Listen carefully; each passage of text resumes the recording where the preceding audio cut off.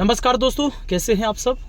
उम्मीद करते हैं कि बढ़िया होंगे और आप लोग भी इस बात के इंतजार में रहे होंगे कि सर आज अगर मीटिंग में गए हैं, चूँकि रेलवे भर्ती बोर्ड के अधिकारियों के साथ अपने लोग की मीटिंग थी, तो मीटिंग जो ये हुआ इसमें सबसे पहले श्रेय आप लोग को जाता है, क्योंकि आपने जो ये ट्विटर कैंपेनिंग किया और लगातार यूट्यूब पर और अन्य प्लेटफॉर्म पर जो वीडियो शेयर हुए, जिसके वजह से रेल मंत्री से लेकर प्रधानमंत्री तक को ये बात पता चला और वहाँ से उन्होंने एक टीम गठित कर दिया, ये अधिकारियों का एक टीम, जिस पर हम लोगों से बातचीत हुई। और अभी जस्ट मैं निकला हूँ रेलवे भर्ती बोर्ड के बाहर, जब आया हूँ तो मैं सोचा कि आपको एक जानकारी दे दूँ कि क्या क्या बातें हुई।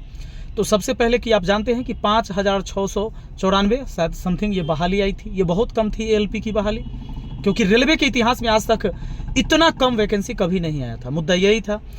तो और बहुत सारी मांग था जो हम लोगों ने रखा। हम लोग को बुलाया गया था कि भाई विद्यार्थी आंदोलन कर रहे हैं, क्या रीज़न है, क्या कारण है।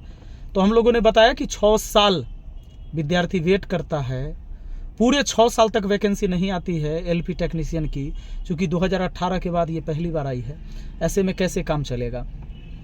कम से कम 60-70 लाख आदमी तो आईटीआई करके इंतजार में है फॉर्म भरने के लिए एलपी के लिए, तो ऐसे काम नहीं चलेगा। तो उन्होंने ये बताया कि सर अब हर वर्ष ये वैकेंसी आएगी, इसलिए 1 साल का ये दिया जा रहा है और साले साल चलेगा।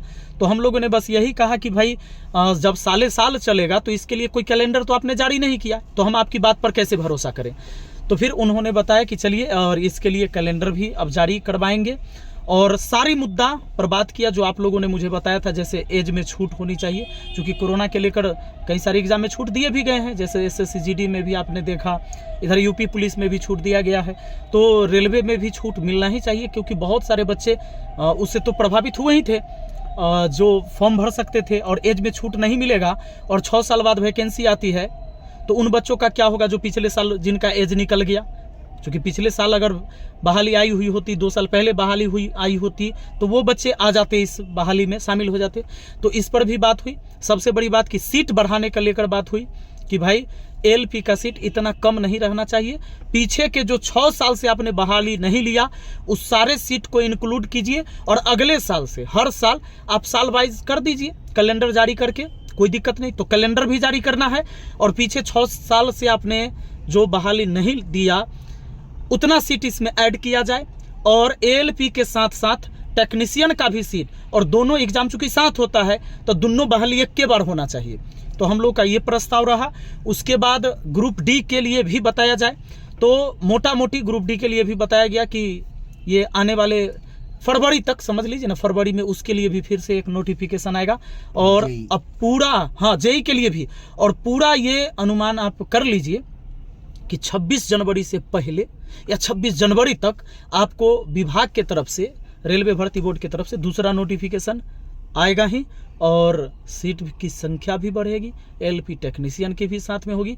अब देखिए, इसको हम 100% तो नहीं कह सकते। 100% इसलिए नहीं कह सकते कि जब तक रेल मंत्री का बयान नहीं आता है, ऑफिशियली कुछ चीज़ें नहीं आ जाती हैं, तब तक 100% कहना गलत बात है। पर जो हम लोगों की मीटिंग हुई और इसी बात के साथ ख़त्म हुई, क्योंकि हम लोगों ने सारी स्थिति बताया कि विद्यार्थी कितने परेशान हैं। 6 साल से लगातार बच्चे मेहनत कर रहे हैं, एक छोटे से कमरा को लेकर जिसका 3-3 हज़ार किराया देते हैं रह के, और तब तैयारी करते हैं रात दिन एक करके। तो वो सारी चीज़ों पर चर्चा हुआ और पूरा अनुमान है। आप लोग इस बात को मानिए और थोड़ा सा ध्यान में रखना है इस बात को कि ट्विटर कैंपेनिंग लगातार हम लोग जारी भी रखेंगे, उसमें कोई कमी नहीं करना है, इस मुद्दा को ठंडा भी नहीं होने देना है और बहाली बढ़ के आएगी, ये मेरा पूरा अनुमान है बात करने से। और ये संतोषजनक कुछ आश्वासन मिला, इसी के आधार पर मैं आपको बता रहा हूँ। और एक बात और ध्यान रखना है कि कल 22 तारीख को प्रभु श्री राम के प्राण प्रतिष्ठा है। तो चलिए प्रभु श्री राम को प्रार्थना करते हैं, हाथ जोड़ते हैं कि भाई सब लोग को मति गति सही दे, कि सब के लिए सोचे, और राम राज्य स्थापित होने का यही मतलब होता है कि सबको लेकर चले, और सरकार को इस बात पर ध्यान देने की ज़रूरत है। और फिर हम लोग, अगर नहीं होता है, ये सारी बातें नहीं मानी जाती हैं, तो आगे का देखेंगे। लेकिन 26 जनवरी तक आप लोग इंतज़ार करें, आप सभी से यही आग्रह है। इतना लंबा इंतज़ार किए हैं तो 26 जनवरी तक पूरा अनुमान है, पूरा उम्मीद है, मुझे यकीन है अच्छा सुनने को मिलेगा हम सभी को।